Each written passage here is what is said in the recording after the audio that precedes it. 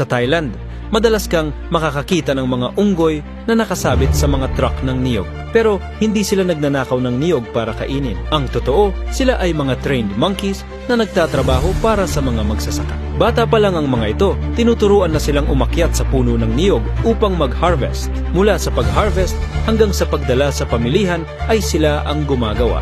Pero bakit sila ang sinasanay para sa trabaho? Dahil sa sobrang taas ng puno ng niyog, kapag tao ang gumagawa, mabagal at delikado ang pag-akyat sa puno. Pero para sa unggoy, simpleng-simple lang ang pag-akyat sa mga puno.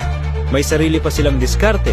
Ginagamit lang nila ang paa para pihitin ang niyog hanggang malaglag. Tapos, mabilis silang nakakalipat sa ibang mga puno. Galing sa isa, tumatalon lang sila sa susunod.